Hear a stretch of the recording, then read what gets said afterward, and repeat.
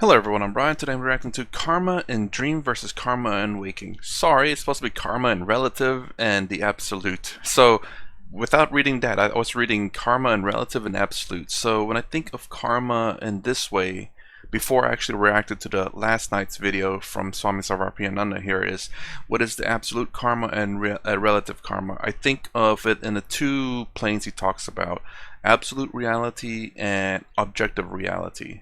There's subjective reality, which I think more relates to relative, but I want to put that in objective reality for now. So absolute reality, there is no such thing as karma. That's Brahman. That's the only truth, pure consciousness. It's unaffected by karma or anything else. It's pure as it is. Objective reality is what we can see, like this pen, objectively true, because you can see it and I can see it. And they clicky too. And that's where I think the relative is coming from. It's where it's our individuals. Well,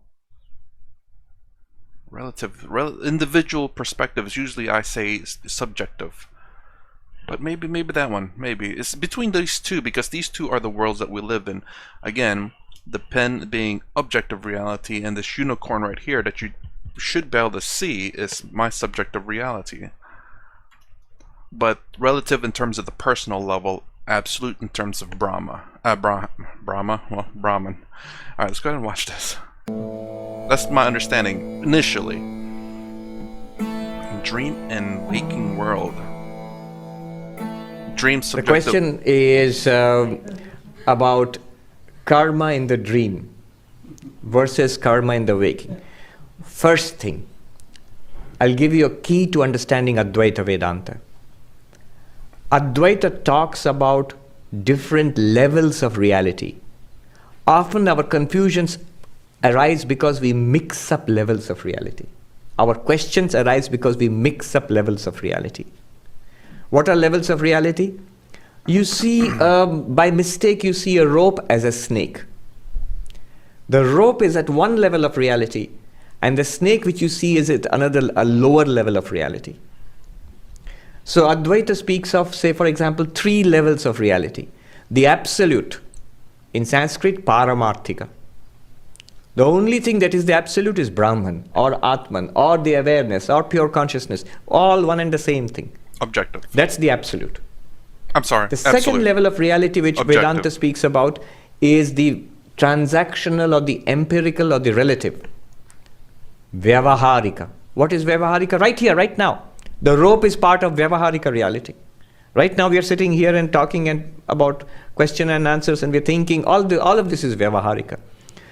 The errors that we have in the Vyavaharika reality, like mistaking the rope for a snake, that's a third level of reality, an even lower level of reality, which is called Pratibhasika, which means illusory or appearance. So your waking is Vyavaharika, your dreaming is Pratibhasika. The rope below. Sorry, gonna rewind that.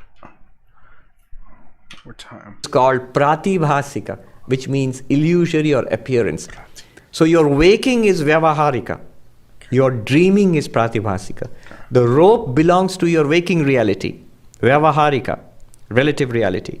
And the snake belongs to the level of error or dream or illusion, which is Pratibhasika. That's the reason why I'd say it this way, just because Westerners will understand it, and that's the way I understand it too. I think it's a direct one-to-one understanding. Absolute reality being Brahman. That's absolute truth. There's no falsity to it. It's just absolute truth, pure consciousness, awareness, Brahman. Objective reality. Again, the example is this: that we can see that this is a pen. There's no mistake here. And then subjective reality being the unicorn right here, which you should see too, because it's obviously there.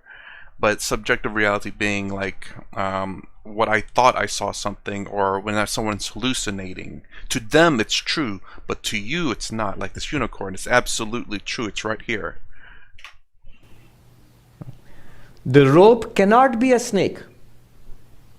Really, the rope cannot be a snake. The rope is really a rope, and in error it's a snake. Right? So now, what happens in dream stays at the level of dream. It's like saying Like saying, why doesn't the karma of the dream continue in the waking state? It's like saying, why doesn't the poison of the snake poison the rope? The rope appeared as a snake. It's a very poisonous snake. So is the rope poisonous or not? No, it is not. It is not. Because the rope is not a snake at all. When? In our transactional relative reality. In the error, it's a snake. In our relative reality, it's a rope. It has nothing whatsoever to do with a snake. And in the absolute standpoint, what is it? It's Brahman. none other than Brahman. It's not even a rope. It is the absolute. Yeah. Now, what happens at one level of reality cannot influence what happens at a higher level of reality. At a deeper or more fundamental level of reality. So the poison of a snake in the error does not poison the rope in reality. Shankaracharya puts it very beautifully in one of his commentaries. Before you get into that, so basically, from what I remember, lower realities doesn't affect upper realities, but upper realities, I think, does affect the lower realities, because in order for these two realities to exist, this must be real. So this affects these realities by making these things real. And then in order for this reality to exist, this reality must be real too. Basically, your dream or hallucination state must be something that you've experienced in the objective reality. So you will not hallucinate something you've never seen before, but you may have seen something that's like, oh man, I've never seen that before. But in reality, it's a combination of different things that you've seen. So this will never affect this, but this can affect that. This will never affect this, but this can affect this and this. That's what I remember. The water of a mirage, all the entire lake, an oasis you see in a mirage, cannot wet even a grain of the desert sand. All that water is not enough to wet even one grain of the desert sand. In the same way, all your miseries, sufferings, and sin and guilt has not the slightest effect on the witness consciousness. They are dreams to it. At the level of the witness consciousness, you are perfect right now. You are immortal. You are beyond sin, beyond damage, beyond death. In the Bhagavad Gita, the first teaching that Krishna gives Arjuna is, your real self, O Prince, is immortal. It is never born, will never die. Swords cannot cut it, the water cannot dry it, the water cannot drown it, the fire cannot burn it. Because water, fire, swords, all of that is what? Vyavaharika reality, relative reality. The real self is what? Paramarthika, absolute reality. Absolute reality, relative reality, delusional, error, dream, illusion, all of that. Pratibhasika literally means appearance. Vyavaharika means transactional. Paramarthika means absolute. So I did some karma in the dream. It's a dream. It's pratibhasika. You didn't do it with respect to your Vyavaharika. So that means any karma that you accumulate in your subjective reality, your dream, your illusions, will not affect your objective reality. But does it affect your subjective reality? I insulted this guy in my dream. Now I'm afraid to meet him. Will he be mad at me? No. He has no recollection of you insulting him because you didn't. It was entirely in your mind. You don't have to go and apologize to him. It has no effect at all on that person because that person now belongs to your relative reality. But all of what happens in this relative reality has no effect on Brahman, the pure consciousness, which is present right here, which you are all the time, which is that background awareness. It's very close to us. It's the closest of the close. Shankaracharya says in the Isha Upanishad, it says it's farther than the farthest and nearer than the nearest. How can it be nearer than the nearest and farther than the farthest? The commentator Shankaracharya writes, it's nearer than the nearest because it is your own self. It is you yourself. To whom? To the one who knows. And it is farther than the farthest to the one who is in ignorance. The difference is not in distance. So It's in knowledge, in knowing and not knowing. The difference is not in time, that God is not here, God is after death in heaven, now and then. No, no, no. The difference is knowing and not knowing. So karma belongs to which plane? Transactional, correct. The Vyavaharika, transactional, empirical, relative, Vyavaharika plane. Karma is there. You'll be interested to know, karma is one of the fundamental planks, supports of Hinduism, Buddhism, all the Indian philosophies. They all accept the theory of karma without reservation. And Shankaracharya talks about karma, and in one place in the Brahma Sutra, more than one place, but one place I remember clearly, cuts it down in no uncertain terms. So it's kind of strange then. So in these Eastern religions or Eastern way of life, I like to say, because I don't think all of them believe in necessarily a God, but in these Eastern ways of life, they accept karma. I believe he just talked about karma here, but I think most of them also accept rebirth. But let's just talk about karma. But with the ultimate reality unaffected by karma, you being that ultimate reality anyway, you are unaffected by karma. So I'm wondering if in these ways of Eastern ways of life is that they accept it in terms of the relative or objective reality, like I talk about objective reality, that it's real here, but it's not real in absolute reality, Brahman. I wonder if they, I hope they accept it that way, and then it makes sense, and it's all kind of unified. But it's kind of weird that they kind of still teach that, but perhaps that is just a stepping stone from understanding the subjective reality to the objective reality to the absolute reality. I'm just wondering, that's kind of like how in the very beginning of this video they explain how Advaita Vedanta works by duality first, then non-duality. But to me, it was confusing. You know, non-duality right away would have been much better, probably just for me. And everyone learns differently, so you know, I still would like to learn both ways, just to, so that whenever I do explain it to someone, I know this way to explain it, and then this way to explain it. So you'll see, is karma real or not? Question, which plane are you asking from? The karma of the dream is real as far as the dream goes, is unreal as far as your waking goes. The worst of karma that you have done and the best of karma that you have done in your dream has no effect on your waking state. And the karma that you do here has absolutely no effect on Brahman, on the absolute, on Satchidananda. Because that karma belongs to the transactional level. Now don't ask, what about karma at the absolute level? At the absolute level, there's no karma. Okay, and this actually explains a lot about how I used to understand karma back when I was learning this. I thought karma was something that's real, that happens in Brahman, because Brahman is everything, and therefore karma is, everyone's karma is accumulated in Brahman because everyone is Brahman, so everyone accumulates karma. Karma. But now I understand that karma only happens in the objective reality and does not happen at all in the absolute reality. So that, and it makes sense that, okay, there is something tracking your karma in the absolute reality. Sorry, objective reality. Objective reality. There's something tracking your karma because we believe it to be so. Even though there's, in reality, absolute reality, there's nothing there. There's no karma. There's no karma. Vivekananda put it directly. Good, good. Bad, bad. And none escape the law. What is this? Law of karma. But whosoever wears a form must wear the chain too. What is the chain? The form. Form means this body. It is produced by our karma, prarabdha karma. So here we are subject to that chain.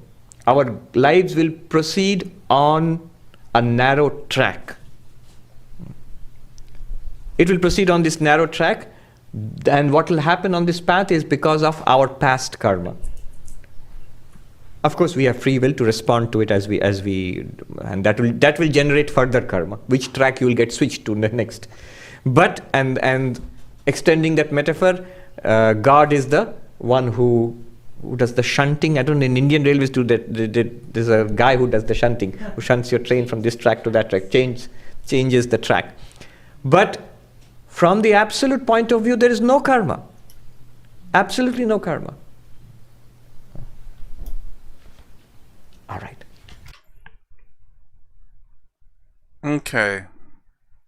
See, this is a little bit. I guess this is the difference in my belief in karma, and I guess what that one person was a bit frustrated from what I answered towards the end of the last video, is that I don't even believe in past karma or rebirth, for that matter, because in the absolute reality there is no karma and there is no rebirth. There is no first birth, for that matter. And I guess my belief is from that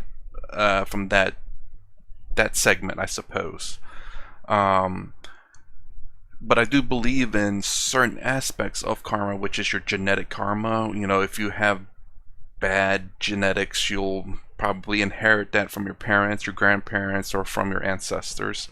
I do believe in this life that if you do bad things to people, it'll eventually get back to you. It's not guaranteed. Nothing's guaranteed. But you know, the example I gave was the fact that, you say there's three people: you, person A, and person B.